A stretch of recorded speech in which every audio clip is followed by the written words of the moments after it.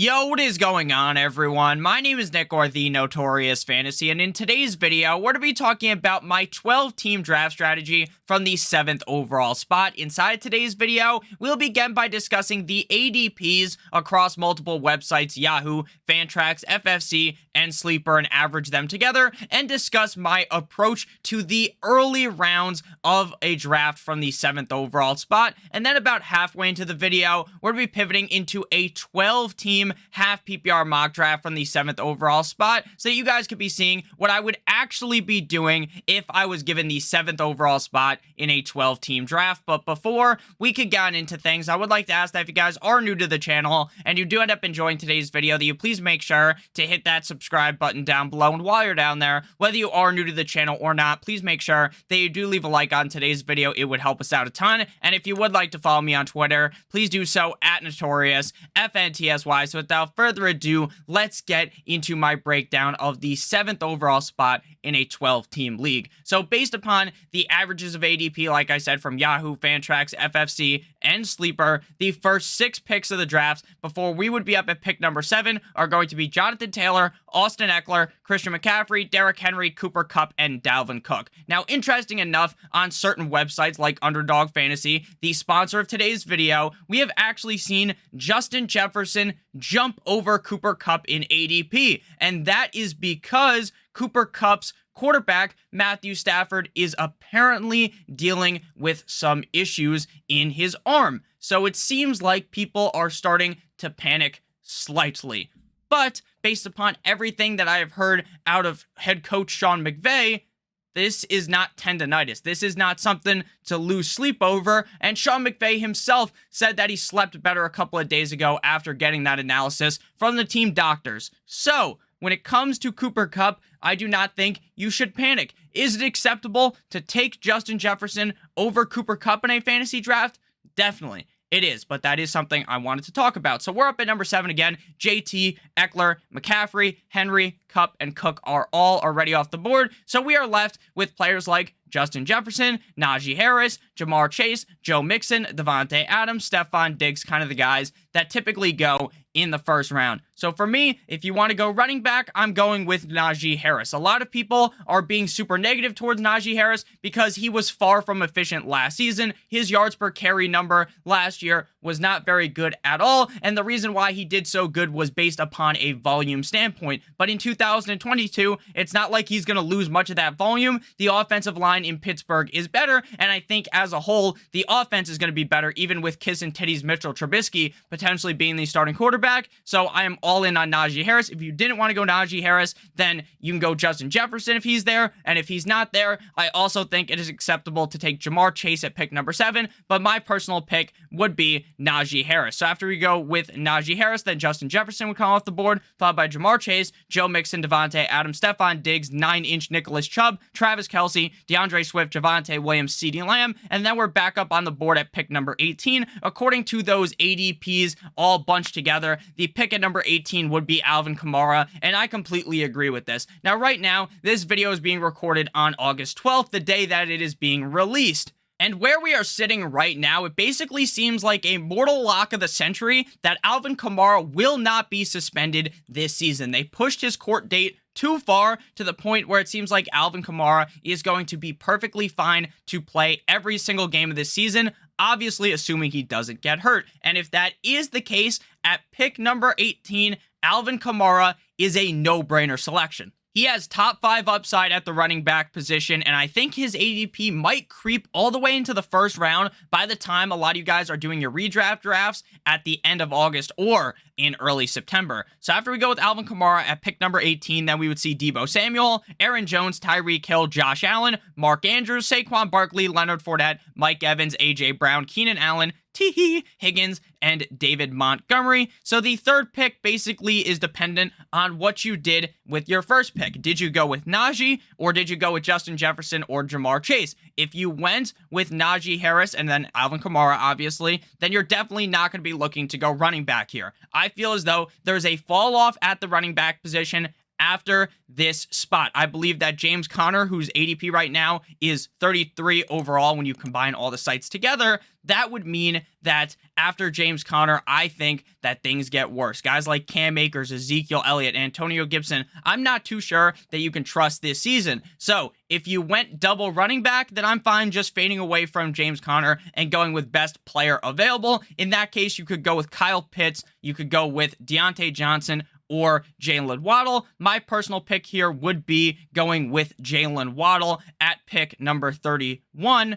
But again, if you didn't go double running back, I think taking James Conner here is perfectly acceptable, because after James Conner, the running back position falls off. Then we would be back up at pick number 42, and right now, based upon ADP, Michael Pittman Jr. would be the pick. Other players in this range, Breece Hall, Travis Etienne, DJ Moore. I personally like DJ Moore more than Michael Pittman, so he would be my pick at that spot. So now we're going to talk about some guys that are going in the middle rounds of the draft that I like, as well as some guys that are going later in the draft, and then we're to go ahead and pivot into that mock draft so you guys can see when push comes to shove what I'm going to actually do, because when we're talking about just looking at ADPs, this isn't necessarily how the draft is going to go, because in your fantasy draft, in these mock drafts, crazy shit is going to happen. Players are going to get reached for. A guy that goes at pick 76, Kareem Hunt, might get picked at pick 43 in your league because someone's a little bit crazy. So obviously, not everything just goes in order of the plan of ADP. So we will sit here at pick 79. We just fast forwarded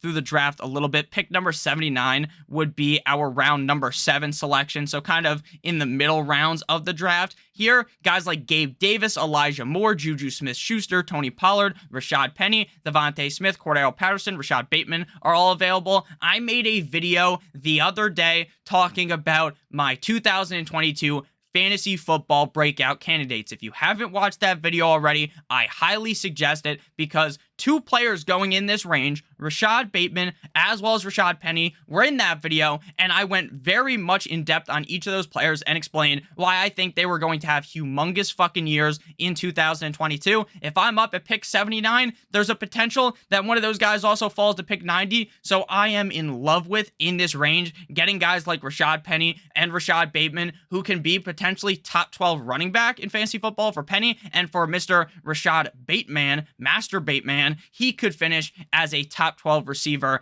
in Baltimore. So then we're going to get a little bit later, a little bit deeper on in the draft, pick 127, which would be our pick inside of the 11th round, so all the way down there at 127. Some names that I really like: Dameon Pierce, Raheem Mostert, Sky Moore, MVS. Now, I know if you guys are used to doing best ball drafts on Underdog or sites like that, MVS is a guy, and same with Sky, with 2 Ys Moore, the 2 teammates of the Kansas City Chiefs. They're going in like the 8th, 9th round. But in redraft leagues, they're falling and falling and falling. Now, I think they will eventually rise, but right now, these are guys that are immense values later on in drafts. I've started to talk myself as well into Cole Kmet, because I really don't think they have a clear number 2 weapon behind Darnell Mooney in this offense. I understand that this offense may not be all that great, right? Justin Fields didn't look amazing last year, but if they aren't very good and the team is getting fucking torched early on in the game, what are they going to have to do late in the game? That is pass the rock aggressively, and if that is the case, then Cole Kmet could be seeing a humongous target share inside of this offense. Later on in the draft, if you're looking to go late round quarterback, I understand that last night in training camp, Malik Willis, preseason yesterday, Malik Willis absolutely looked amazing. He ran the ball looking like vintage fucking Michael Vick. But when push comes to shove, Ryan Tannehill isn't going to get knocked off. Ryan Tannehill isn't going to lose his starting job to Malik Willis in year 1. It's not like they committed first round draft capital to Malik Willis. So I think Ryan Tannehill is going to be the starter, and I think Ryan Tannehill is one of the best sleepers in all of fantasy football drafts. Same thing go with another quarterback in Matt Ryan. Deeper on in drafts, there are some other targets that I like as well. Jahan Dotson, rookie wide receiver of the Washington football team, seeing a lot of praise for him out of camp, as well as rookie wide receiver George Pickens. He may kind of be trapped in a scenario where he is the number 3 receiver on the team behind Deontay Johnson as well as Chase Claypool, but this is also another team that I don't expect to be amazing, so I think they're going to be throwing the ball a lot deeper into games. I also like DJ Chark, Tyler Higbee, some of these guys going later in drafts as well. So now we're going to go ahead ahead and pivot into the mock draft section of today's video. So the draft begins with Austin Ekeler, Jonathan Taylor, Derrick Henry, Christian McCaffrey, Jamar Chase, and Cooper Kupp going at the pick number 1 all the way through pick number 6. If you're an audio listener, if you're watching this on video, obviously you can see what just happened. So Austin Ekeler going at the 101, that is extremely unique. I do not expect that to happen in a lot of drafts. Could it happen? Definitely, because Austin Ekeler is a great player, but is that a lock to happen in a majority of drafts? I would not think so. So Austin Ekeler, Jonathan Taylor, Derrick Henry, Christian McCaffrey, Jamar Chase, and Cooper Kupp. My pick here, again, kind of similar to the draft that we did in our mind, that imaginary mock draft that we were talking about just a little bit ago. You could either go with Najee Harris or Justin Jefferson here at the 107. I am perfectly fine taking either of them. I want to make sure that I reiterate this point that I talk about in every single draft strategy video, that I don't want you to go into the draft thinking, I need 2 running backs in the first 3 rounds, or I need a quarterback in the 6th round, or I need to draft a tight end before the 5th round. You want to make sure that you don't put yourself in some type of metaphorical box, because then you are going to reach on picks. Say you think you need a tight end by the end of round 5. What happens if all of the big 5 tight ends are gone? Meaning Travis Kelce, Mark Andrews, Kyle Pitts, George Kittle, Darren Waller. Then you are going to reach about a round on Dalton Schultz, when it's likely that he could have fallen to you in the next round. So make sure that you don't put yourself inside of any type of a box before the draft starts, because you can easily switch up your strategy while the draft is going. So here again, either running back or wide receiver is fine with me. I think Dalvin Cook would be a fine pick as well. Obviously, you always have to worry about the fact that he does miss games every single year, but I think he does have a lot of upside. But for me, the pick would be Justin Jefferson. I think Justin Jefferson could easily be the number 1 wide receiver at the end of the season. After Jefferson comes Devontae Adams, Dalvin Cook, Travis Kelce, Najee Harris, Joe Mixon, Stephon Diggs, Aaron Jones, DeAndre Swift, 9-inch Nicholas Chubb, and Alvin Kamara. So we're back up on the board here. And again, I really do think there's a fall off at the running back position around the 3rd round. And I'm not even sure that there will be a running back that I love to pick at pick 307. So I definitely want to make sure that I have at least 1 running back at this point when leaving the 2nd round. Again, we could have went with a running back earlier, but I was fine getting Jefferson because of the upside. So we're going to go with Saquon Barkley, running back of the New York Football Giants. Last night in that preseason game up against the Patriots that the Giants ultimately won, Saquon Barkley did look spry, but he only played a couple of snaps, right? The team's not going to risk Saquon Barkley playing a crazy amount of time in preseason, but to me, he looked like he had more burst, it looked like he was better than what he was last year. So to me, I think that Saquon Barkley is in a pretty solid spot here in New York with the Giants. I know why people aren't going to draft them. It's because Saquon Barkley has burned them 2 years in a row. But in my opinion, I think he's a perfectly acceptable pick at the 206. After that, we see Tyreek Hill, Mike Evans, CeeDee Lamb, Deebo Samuels, Mark Andrews, James Conner, Javonte Williams, Josh Allen, Kyle Pitts, Keenan Allen, Leonard Fournette, and Patty Mahomes, aka Kermit the Frog. So at the running back position here, I'm fine with Zeke.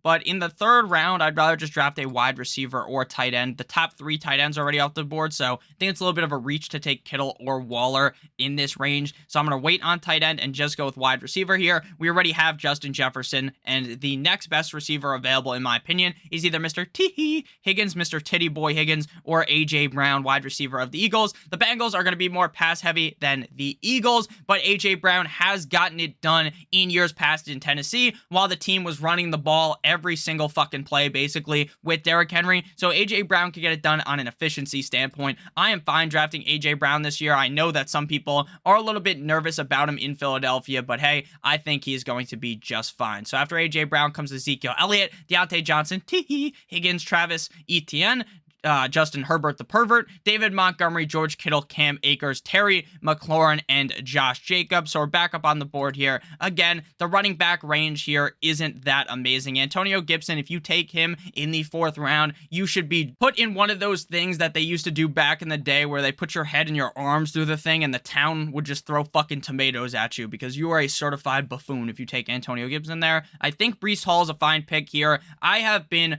up and down on Breece Hall all off season because once he got drafted to the Jets, the realization set into me that while this guy is a fantastic player, this situation isn't amazing.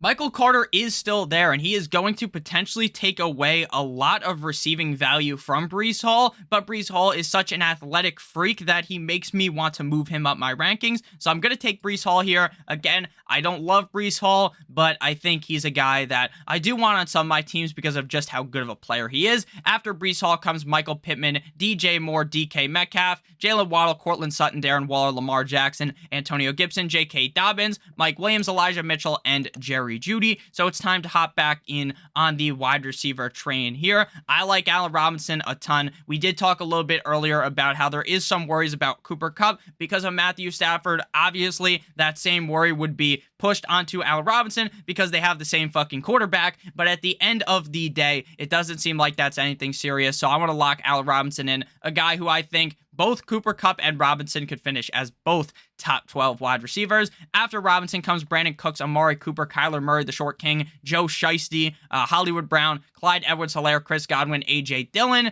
Dalton Schultz, and Jalen Hurts. I am a big fan this season of just drafting my quarterback early. And I'm not saying I want to be drafting my quarterback in the third round like in this draft. The computer selected Josh Allen and Patty Mahomes inside of the third round. But I want to try to get my quarterback in like the 5th or the 6th round if I see some value there. But the issue here is that by the time we got to pick in the 6th round, all the quarterbacks that I would be fine taking in the 6th round are gone. Jalen Hurts is gone. He definitely would have been my pick here at the 6.6. I think Jalen Hurts' rushing upside is really going to elevate him this year. And I think the fact that A.J. Brown joined the team shows me that they're going to be a little bit more trustworthy of Jalen Hurts throwing the ball a little bit more. So I think A.J. Brown's going to help out Jalen Hurts a ton. I'm not necessarily in redraft leagues going into the draft thinking I need to stack. So the fact that I have A.J. Brown and that I would have drafted A.J. Dillon doesn't mean that I think you need to stack players in a redraft league. So we got 2 running backs and 3 wide receivers. We don't need to fill out our roster here by drafting a quarterback or a tight end. Beginning of the draft, a backup running back or a backup wide receiver. The running back range here is absolutely fucking disgusting, so we are going to go with a wide receiver here. I think you could go with Amon-Ra St. Brown, Adam Thielen, Darnell Mooney, or Michael Thomas all at this pick. My personal favorite out of this group is Adam Thielen. I think he is the safest, but we already have Justin Jefferson, so I don't think we necessarily want to go heavy into the Minnesota Vikings every single week. So we want to go with Darnell. Here comes the Mooney. Now, there were clips early on in training camp where Justin Fields looked like fucking Stevie Wonder in the pocket and he couldn't see anything. But then a clip came out of Darnell Mooney making this fantastic Odell Beckham-like catch, and I started thinking, you know what, even if Justin Fields isn't really that amazing at the NFL level, now maybe he is. Maybe just Matt Nagy held him back last year. But what if he isn't that great in a sophomore year? The fact that Darnell Mooney is so good and he is really the only target on this team, I think Darnell Mooney will be just fine. After him, we see Kareem Hunt followed by Miles Sanders, TJ Hawkinson, Damian Harris, Amon-Ra St. Brown, Gabe Davis, Adam Thielen, Drake London, followed by Russell Wilson, Mr. Broncos country, let's ride Russell Wilson, Dickie Dak Prescott, Michael Thomas, and Dallas Goedert. But before we get into our pick at the 707, I would like to give you guys a quick word from our friends, our sponsor over at Underdog Fantasy. Now, I can't point that way because the camera's mirrored, so I actually have to point this way. Pointing at it, Underdog Fantasy, the best place to play fantasy football this summer. Best Ball Mania 3 tournament has $10 million in total prize money. All you got to do is draft your team, and that's it. You don't have to worry about staying up all night on Tuesday, sending your waivers for 5,000 leagues. You don't have to worry about calling up your friends, trying to call them, trying to make a trade. They're too busy with their girlfriend to talk to you, and then you can't get a trade done. You don't have to worry about that because there's no waivers, there's no trades, and there is no in-season management. Underdog will automatically give you the best score at the end of each week. They will automatically put the highest scoring players in your lineup. Last year's Best Ball Mania champion drafted their team in June, so there is no need to wait, and you could be drafting your teams right now. You don't have to wait till late August, early September like you might for your regular fantasy football draft. Underdog will double your first deposit up to $100 when you sign up using promo code Stokastic. Stokastic. That's good for 4 entries into the Best Ball Mania 3. So head on over there, and you can also be receiving our Best Ball Draft Kit and our Fantasy Football Draft Kit for 100% free when you click on the link down below in the video description. There's also a It's highly likely that it's also in the pinned comment of today's video. So let's move back on into the draft. Shout out to Underdog Fantasy, the sponsor of today's video. So back on into the draft, we are at the 707 here. In this draft, we aren't drafting kickers or defenses, but obviously you want to be waiting till your last 2 picks to be taking them. Do not be the asshole in your draft who reaches on a kicker or a defense. So looking at running backs here, things just aren't all that beautiful. So we're going to just wait until the 8th round and hope my boy Devin Singletary, Rashad Penny, or Chase Edmonds falls our way. We got 7 seconds to pick. Shot clock.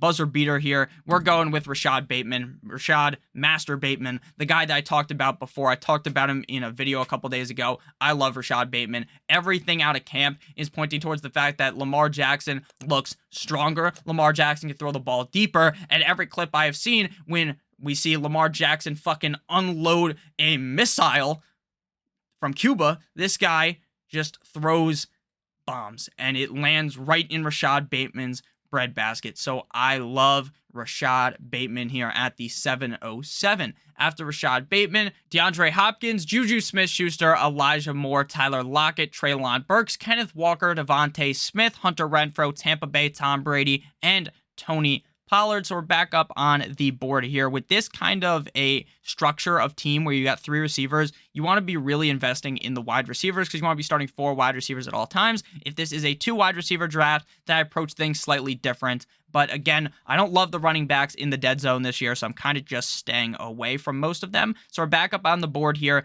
I love Devin Singletary. There has been some hype up for James Cook, but I truly believe that Devin Singletary is going to be the lead back of the Buffalo Bills. This is going to be one of the best teams in the NFL. They're going to be scoring a shit ton of points, and I think Devin Singletary is going to be in prime position to score a bunch of touchdowns this year. After Singletary comes Cordero Patterson, Chase Edmonds, Rashad Penny, Brandon Ayuk, James Cook, Chris Olave, Melvin Gordon, Michael Carter, Ramondre Stevenson, Trey Lance, Dawson Knox, and Zach Ertz. So we're back up on the board here. Again, I do want to keep building this wide receiver core, but big but here, Kim Kardashian. We are going to want to go ahead and get one more running back before things get truly brutal. So we are going to go with Dameon Pierce. A lot of positivity out of camp for this rookie to potentially take the reins and be the #1 back on this team. The other running backs, Rex Burkhead. They also have the other running back formerly of the Indianapolis Colts, Marlon Mack. It doesn't really seem like there's the craziest of competition there. So I want to go ahead and get Dameon Pierce at the 907.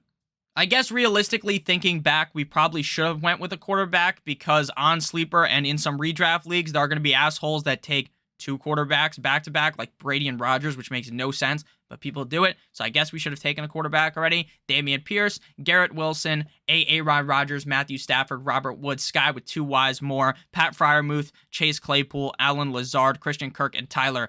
Yeah, boy. So we're back up on the board here. The most logical sense here would be to create that mini correlation with Kirk Cousins as well as Justin Jefferson, and that's what we're going to do. When Justin Jefferson has a big game, guess who's also probably going to have a big game? Kirk Cousins, because he threw the football to him. So I like Kirk Cousins in this situation. After that, we see Russell Gage, Derek Carr, Darrell Henderson, Kadarius Toney, Isaiah Spiller, Ronald Jones, James Robinson, Michael Gallup, Mike Licky, Ahmad Gesicki, Naheem Hines, Hunter Henry, and Alexander Mattison. So we're back up on the board here. I was someone that was banging the drum a decent amount for Kenny Golladay this offseason because, look, he keeps falling down the draft board. He could be the #1 receiver in New York with the Giants. That game yesterday in preseason made me think that Kenny Golladay is legitimately washed. So I'm still going to draft him because he goes so late because I think the upside is there. But that preseason game was bad, and I think his ADP is going to plummet. But if he looks better in games 2 or 3, then obviously his ADP will probably go back to where it was. So we're just hunting for upside here. We've got pretty safe players at the wide receiver position. The highest upside pick here is MVS. MVS could be the #1 receiver on the Chiefs. He could be the #4 receiver on the Chiefs and be an absolute bust in the 11th round. But those are the kind of players that you want to get, the guys with the highest amount of upside. So after MVS, we see Tua Tagovailoa, Jameson Williams, Cole Kmet, Rondell Moore, Albert O, Tyler Algier, Rashad White, Jarvis Landry, Marlon Mack, we talked about a little bit ago, and then Jahan Dotson. We still don't have a tight end, but again, this range is kind of just you pick one, and then You just ride with them. If they suck, it is what it is. They're all pretty similar to me. So we're just going to go wide receiver again here. And then we are going to go with another risky pick, but I think they have a decent amount of upside. That's Julio Jones. This guy just keeps getting injured, but if he can stay on the field, and if that Russell Gage injury is a little bit more serious than they're leading on, then Julio Jones could be a dominant wide receiver in Tampa Bay, especially if Godwin misses a decent amount of time and Gage early on in the season. After Julio Jones, we see Christian Watson, followed by George Pickens, Kenny Golladay, Justin Fields, Jacoby Myers, Irv Smith, followed by Deshaun Watson, Devontae Parker, J.D. McKissick, Kenneth Gainwell, Trevor Lawrence, Khalil Herbert, and we are back up on the board here. 2 picks left, and then we have our tight end as well. So 3 picks left, technically. Again, these guys are all in a very similar range for me, so we are going to go with wide receiver again. We have a decent amount of rookies on this team, but I'm fine hoarding up some rookies and going for the most upside possible. Jalen Tolbert, with Michael Gallup potentially missing a couple of weeks early on in the season, will slot in as the number 2 receiver